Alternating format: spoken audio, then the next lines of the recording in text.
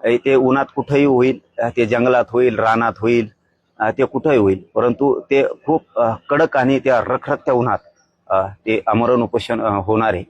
आणि त्या भूमिकेवरती मी आता ठाम आहे. आता शेवटी त्याच्यात किती त्रास होणार आहे, किती जीवाची लायलय होणार आहे, किती कडक ऊन आहे, किती त्रास आहे, किती त्या वेदना होणार आहेत, याचा मी कसलाही विचार करायचं नाही ठरवलेलं. मी आता माझ्या निर्णयावरती फायनल आहे. कारण हे सारखे सारखे उपोषण करून सुद्धा माझ्या जीवाला इतक्या वेदना आहेत आणि इतका त्रास आहे प्रचंड.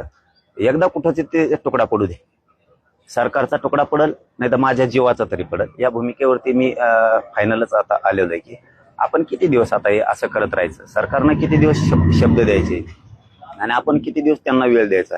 हे सलग आता 3 वर्ष झाले हे आंदोलन सुरू आहे.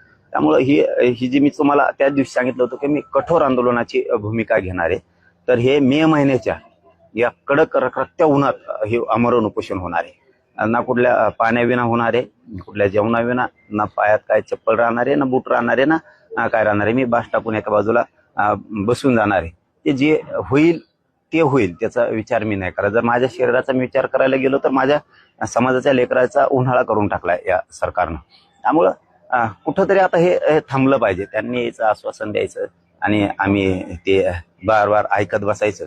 एकदाच होऊ जाऊ दे आणि हे झालं फायनल. याच्यावरती कुठलाही बदल नाही, काही होणार पण नाही. आणि माझ्या मराठा समाजाला विनंती की कुणीही अंतरवालीकडं तुम्ही येऊ नका. कारण सरकारनं मराठा समाजावरती खूप माया दाखवली की त्यांना ऊनच लागल, त्यांना विठीसच धरायचं नाही, म्हणजे माया दाखवली. तर मग आता त्यांना जर माया आहे तर त्यांनी आतापर्यंत आरक्षण दिलं असतं. म्हणजे ही डाव आहे मराठ्यात संभ्रम पसरायचा आणि हे करायचं. आता हे मला नाही वाटत की देशात असं पुन्हा आमरण उपोषण कुठं देशात झालं असेल आणि इतका कठोर पद्धतीची कुठंतरी निर्णय झालेला असेल की हे मी माझ्या मनानं म्हणत नाही, पण देशात मला नाही आठवत की असं इतकं टोकाचं झालं असं ना. ते टोकाचं आता होणार. म्हणजे आता ठरलं आहे की 30 तारखेपासून आमरण उपोषण होणार, ते पण उन्हात होणार.